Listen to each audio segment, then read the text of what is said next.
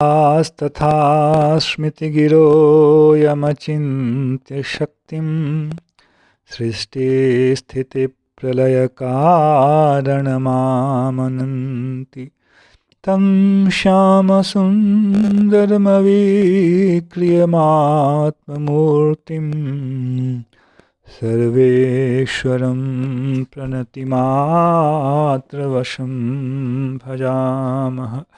अज्ञाननिरधिरुपैति यया विशोषं भक्तिः परापि भजते परिपोषमुच्चैः तत्त्वं परं स्फुरति दुर्गममप्यजस्रं साद्गुण्यभृत्स्वरचितां प्रणमामि गीताम्। नारायणं नमस्कृत्य नरं चैव नरोत्तमं देवीं सरस्वतीं व्यासं ततो जयमुदीरयेत्। हरे कृष्ण कृष्ण कृष्ण हरे हरे, हरे राम राम राम हरे हरे। गीता मंजरी का यह 85वां अंक है। विगत अंक में अब तक 216वें श्लोक के ऊपर सत असत, परिणामी, नित्य अनित्य, सांख्य इत्यादि शब्दों पर हम लोगों ने कुछ सुना और इन शब्दों को आप लोग बार बार सुने। इसके संबंध में जो धारणा है वह आपकी पुष्ट हो, क्योंकि आगे इन शब्दों का बहुत ही निर्बाध रूप से प्रयोग होगा। यदि इसकी धारणा आप लोगों की ठीक नहीं होगी इन शब्दों की, तो आप लोगों को कठिनाई होगी। आज हम लोग यहाँ से 217वें श्लोक में आगे चलते हैं। अविनाशी तु तद्विद्धि येन सर्वमिदं ततं विनाशमव्ययस्यास्य न कश्चित् कर्तुमर्हति। नित्य और अनित्य वस्तु का प्रसंग चल रहा है। भगवान विवेक दे रहे हैं नित्य और अनित्य वस्तु का। अभी 13वें 14वें 15वें श्लोक में भगवान ने देह को अनित्य कहा और उस देह के संसर्ग से प्राप्त होने वाले शीत उष्ण इत्यादि रूप में सुख और दुख को भी अनित्य कहा। आने वाले हैं और जाने वाले हैं, अनित्याः। ये सब अनित्य पदार्थ हैं। इसका मतलब है देही को तो भगवान ने पहले ही 13वें श्लोक में नित्य कह दिया है। 12वें श्लोक में उसकी भूमिका बनाई गई थी कि हम लोग ऐसा नहीं है, कभी नहीं थे और कभी नहीं रहेंगे। अब पुनः अनित्य वस्तु को कहने के बाद नित्य वस्तु को और विस्तार से कहने का उपक्रम कर रहे हैं, क्योंकि वह हमारा मुख्य विषय है। हमें महत्व किसे देना है? नित्य वस्तु को, और अनित्य वस्तु को हमें गौण रखना है।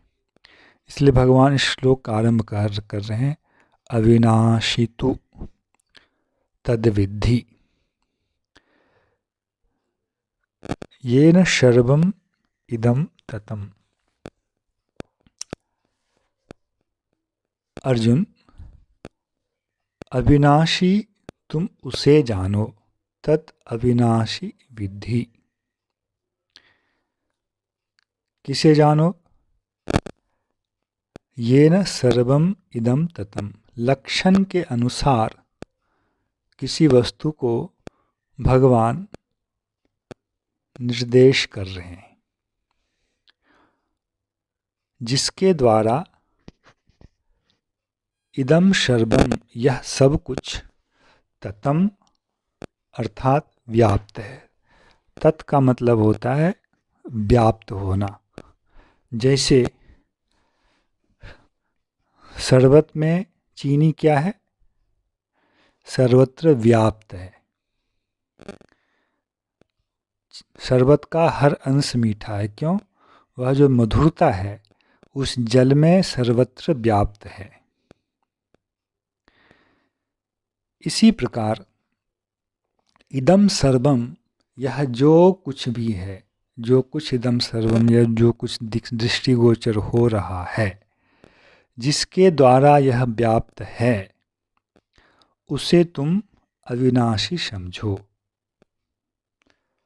अस्य अव्ययस्य विनाशम कर्तुम कश्चित न अर्हति। और यह जो अव्यय है इसका विनाश करने में कोई भी समर्थ नहीं है। इस प्रकार से भगवान यहाँ कह रहे हैं। यहाँ भी थोड़ी कठिनता है। इदम सर्वम से क्या समझना चाहिए? एक सामान्य अर्थ है कि इसको हम देह समझें। ये सभी देह, जिस भीष्म द्रोण इत्यादि की बात हम सोच रहे हैं, ये सभी देह जिसके द्वारा व्याप्त है वह क्या है? भगवान ने यहाँ आत्मा शब्द का प्रयोग नहीं किया है। नित्यता के रूप में भगवान देही को ही यहाँ उपस्थित कर रहे हैं, जिसका उच्चारण 2:13वें श्लोक में हुआ है, देहिनः अस्मिन् यथा देहे कौमारम यौवनम जरा। इसलिए इदम सर्वम शरीरम येन व्याप्तम येन ततम, यह सभी शरीर जिसके द्वारा व्याप्त है उसे तुम अविनाशी जानो। यह अर्थ बनता है। एक अर्थ यह है कि जो कुछ भी हमें दृष्टिगोचर हो रहा है उसमें जो व्याप्त है। तो जो दोनों अर्थ हैं इनमें जब विचार करेंगे तो जो कुछ भी दृष्टिगोचर हो रहा है वह साक्षात अर्थ श्लोक का प्रतीत होता है। और इदम सर्वम शरीरम जब ऐसा हम कहेंगे तो वहाँ हमें एक अतिरिक्त शब्द को लाना पड़ता है, इदम सर्वम शरीरम। यदि अर्थ संभव ना हो तो उस अर्थ को ग्रहण किया जा सकता है। अब इदम सर्वम शरीरम, इस अर्थ को भी यदि हम ग्रहण करें तो क्या अर्थ बनेगा? क्या यहाँ दो अर्थ बनने की संभावना है। सभी शरीर जिसके द्वारा व्याप्त है वह व्यापक एक ही है। शरीर व्याप्य है और उसमें रहने वाला, व्याप्त होने वाला, परवेड करने वाला वह एक तत्व है।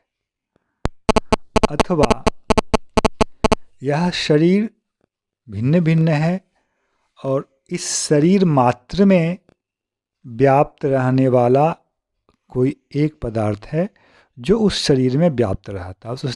इस दृष्टिकोण से क्या हो जाएगा? सभी अलग अलग शरीर में व्याप्त रहने वाला वह तत्व संख्या में अलग अलग है। अब तीन अर्थ यहाँ इस प्रकार से हमें प्राप्त होते हैं। पहला अर्थ है इदम सर्वम, जो कुछ भी हमें दृष्टिगोचर हो रहा है वह सब जो है उससे व्याप्त है। दूसरा अर्थ यह प्राप्त होता है ये जितने शरीर हैं इस शरीर में जो व्याप्त है वह सभी शरीरों में व्याप्त होने वाला एक ही पदार्थ है। और तीसरा अर्थ होता है ये जितने भी शरीर हैं इन शरीरों में शरीर मात्र की दृष्टि से व्याप्त रहने वाला जो व्यापक है वह सभी शरीरों में अलग अलग पदार्थ है। तो विषय बड़ा जटिल है।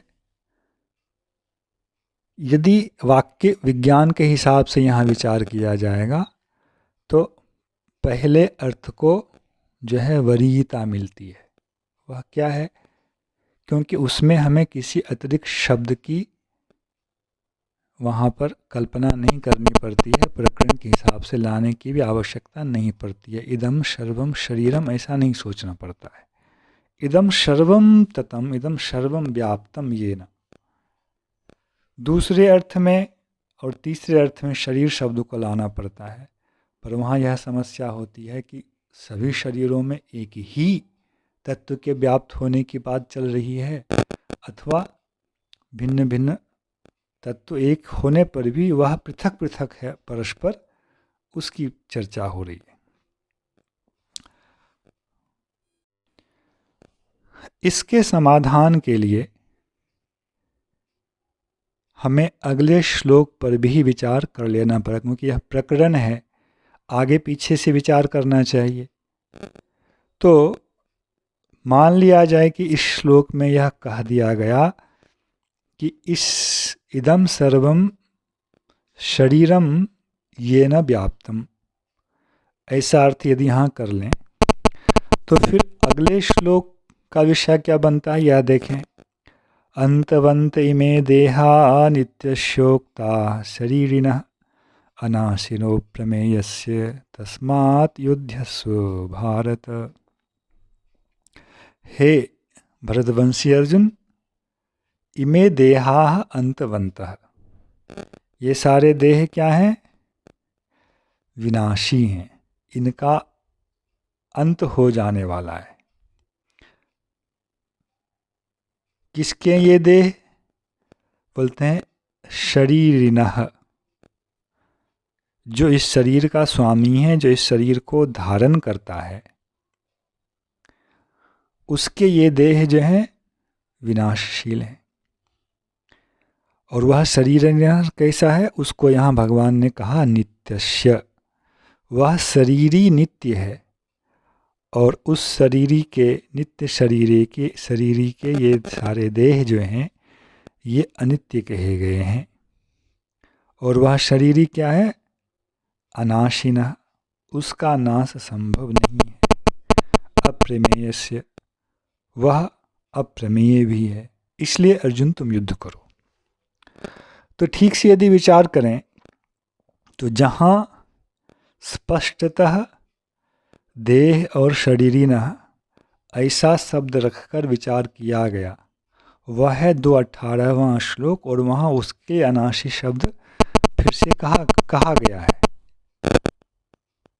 इसलिए 217वां श्लोक जो है वस्तुतः इसे देह से संबंधित अर्थ नहीं मान सकते हैं, और इसीलिए यह देह से संबंधित रहने वाले देही अथवा शरीरी से भी संबंधित श्लोक नहीं है। एक विषय और भी यहाँ ध्यान देने वाली बात है, कैसे हम इस दोनों को अलग करें कि जो 217वां श्लोक है उसका विषय कुछ और है, 218वां जो श्लोक है उसका विषय कुछ और है। हाँ, एक उपाय है। 18वें श्लोक में शरीरी शब्द का प्रयोग हुआ है,